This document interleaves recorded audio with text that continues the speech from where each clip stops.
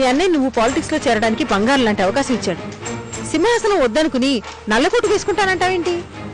ఈ కేసులు వాదించడం వల్ల ఏం సాధిస్తావు చంద్రం? సాధించడానికి రాజకీయాల్లోనే ఉండనక్కర్లేదు, ఏ రంగంలోనైనా సాధించవచ్చు. అయినా నువ్వు అనుకుంటున్నట్టుగా నేనేం ప్రాక్టీస్ మొదలెట్టడం లేదు. ఏదో అబ్బాయి కేసులో ఇరుక్కుంటే సహాయం చేస్తున్నానంతే. ఆ కేసు కోసమేనా సీతాపురం కూడా వెళ్ళొస్తున్నావు? అవును.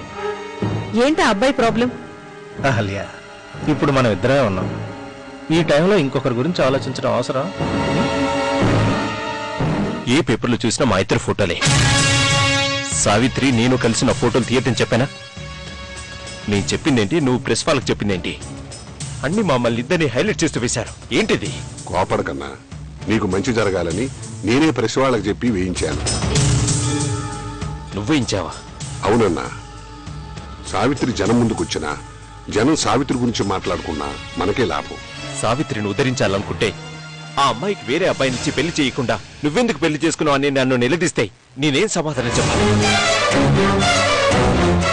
ముందు వెనుక ఆలోచించకుండా ఎందుకు పెళ్లి చేసుకున్నానని నేను సిగ్గుతో చచ్చిపోతున్నాను.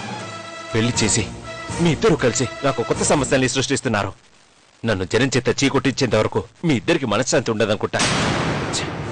ఎలా ఉన్నావు నాన్న? ఎంతసేపు అయింది వచ్చి? ఇప్పుడేనమ్మా, నువ్వు రాకముందే వచ్చాను. అమ్మాయిలా ఉంది నాన్న? బాగుందమ్మా.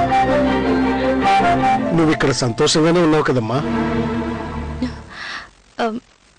నేను సంతోషంగానే ఉన్నాను నాన్న. సూరయ్య గారు, నేను ఇక్కడుంటే మీ తండ్రి కూతుళ్ళు ఇద్దరు మనసు విప్పి మాట్లాడుకున్నట్లేరు. సావిత్రుడిని మీకు కావలసినవన్నీ చూసుకుంటుంది కాబట్టి నేను మీ దగ్గరుండి చూసుకోవాల్సిన అవసరం ఏమీ లేదు. ఏమండో, నాకు చెప్పకుండా మీరు ఊరు వెళ్ళారు. వెళ్లే ముందు నన్ను ఒక్కసారి కలిస్తే మనం ట్రాక్టర్ విషయం మాట్లాడుకుందాం. ఏమంటారు? అలాగే. ఈ రవిశేఖర్తో మీకు పనేంటి నాన్న? ఆయన గారి గురించి తెలియక జనం చెడుగా మాట్లాడుకుంటారు గాని రవిశేఖర్ బాబు చాలా మంచివారమ్మా. నాకు ట్రాక్టర్ కొనుక్కోవడానికి సహాయం చేస్తారని కూడా చెప్పారు. నీకు ట్రాక్టర్ కావాలంటే నేను పెద్దమ్మ గారితో చెప్పి ఇప్పిస్తాను. నువ్వు మాత్రం రవిశేఖర్ గారి మాటలు నమ్మొద్దు. ఆయనతో ఎక్కువ సావాసం చేయొద్దు. చూడమ్మా, ఆయన నీకు మరిది గారు. నీ కుటుంబంలోని వ్యక్తి గురించి నువ్వు అలా మాట్లాడకూడదమ్మా. అందరితోనూ నువ్వు మంచిగా ఉండాలమ్మా. అయినా అన్నిటికీ పెద్దమ్మగారిని అడగడం కూడా బాగుండదు, అవునా? నేను ఒకసారి విశ్వను కలవాలి. వాడితో మీకు పనేంటి సార్? మన డీల్ ఓకే అయిన తర్వాత మీరు ఇలాంటివన్నీ అడగకూడదు. మా కేసు మీకు ఎంత ఫిక్స్ చేశాడు? మీరు కావాలని అడుగుతున్నారు కానీ మీకు తెలియకుండా ఎలా ఉంటుంది సార్?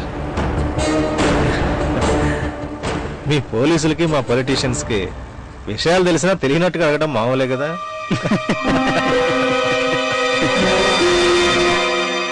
మీకు మా కేసు చెప్పిన ఫిగర్ కి ఇంకో 20% యాడ్ చేసుకోండి. Thank you very much sir. ఇప్పుడైనా నేను విశ్వను కలవచ్చా? మీరు భలేవారు సార్. కానిస్టేబుల్ సార్, సార్ను విశ్వ దగ్గరికి తీసుకెళ్ళు. మా రాజశేఖర్ ఎలాంటి వాడు మీకు నాకే కాదు, తన మంచితనం గురించి ఈ నియోజకవర్గంలోని ప్రజలందరికీ తెలుసు. ప్రజల్ని కన్నబిడ్డలా చూసుకునేవాడు. తన భార్యని ఎలా చూసుకుంటాడో నేను చెప్పనవసరం లేదనుకుంటాను.